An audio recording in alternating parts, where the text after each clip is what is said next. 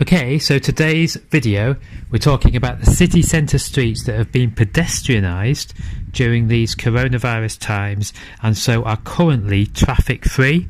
And now there's an interesting council proposal. These streets could remain pedestrianised until September next year, and in fact some of these roads could in fact be permanently closed to traffic. The council are discussing it Thursday of next week. If the proposal goes ahead, Fossgate is going to reopen in September next year, as residents and businesses are unhappy with how it is currently and how it affects access and deliveries. Also, the part of Goodram Gate that goes from Monk Bar to Deangate and College Green will reopen. Okay, so these are the streets where the proposal is to have them permanently pedestrianised. Blake Street, Church Street, Collier Gate, Goodham Gate, the bit between Deangate and King's Square, Castlegate, King's Square, Lendal and St Helens Square. The other thing they're saying is that these streets are also going to need barriers to prevent any possibility of a vehicle terrorist attack, and so of course if you pedestrianise them then it's easier to then put like vehicle barriers in. The streets will remain closed between 10:30 AM and 8 PM, except when businesses are closed due to coronavirus restrictions, when the streets will be closed until 5 PM.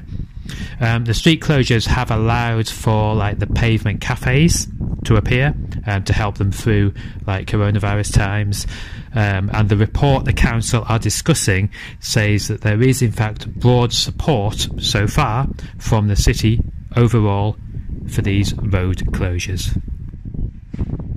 What do you think to the atmosphere at the moment of the streets? I mean, obviously it's so quiet. Hate to say it, but get rid of some of the visitors for a while there, you know, and get a little bit of breathing space there, you know. It's really quiet. This is the first time I've been in during the pandemic anyway. I'm only coming in to go to the dentist, so it's actually okay. I feel quite comfortable. Many of the streets in York, like this one, have been pedestrianised throughout the pandemic. How are you finding that? Better. If you come in with lots of tourists, you can't breathe for fumes. That much traffic.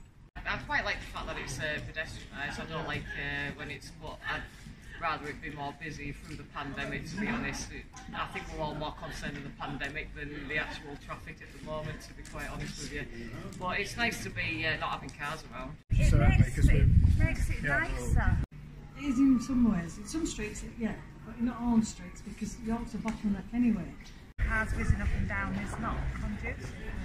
I just think it's you're in the middle of like walking along and then cars are moving you out of the way, and then if it's busy you're having to try and find a space. I just find it quite irritating really, to be quite honest with you. This is the only part. We live in town in Micklegate as well, yeah. And obviously then you have to park a bit away and be able to walk to get your car. That's not a big deal really. Okay, so 8 streets where the council is to discuss a report on having them pedestrianised permanently. They have been pedestrianised throughout the coronavirus period and are pedestrianised now. The first of these streets is St Helens Square, and I'll just show you the rest of them. Blake Street,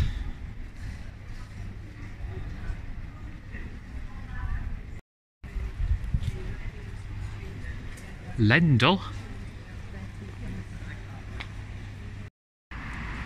Castlegate, Collier Gate,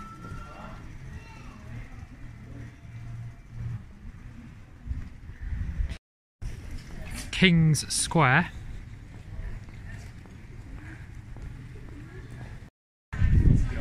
Goodham Gate, this section between going up to Deansgate, College Green from King's Square, and Church Street. There is a proposal announced today to make many of these streets pedestrianised permanently. So this is a token, if you like, of what things are going to be like, a feel for what things are going to be like in future. What do you feel about that? 100%. It's got to be pedestrianised. Yeah, absolutely. For what reasons? What reasons? It's unsafe. Environmentally, it's not a good thing, is it? There is a proposal to make the pedestrianisation permanent. So what you're seeing today is really a taster of what could become the norm. How do you feel about that? I think it's great for the pedestrian, and with York being such a tourist city, I think that's brilliant.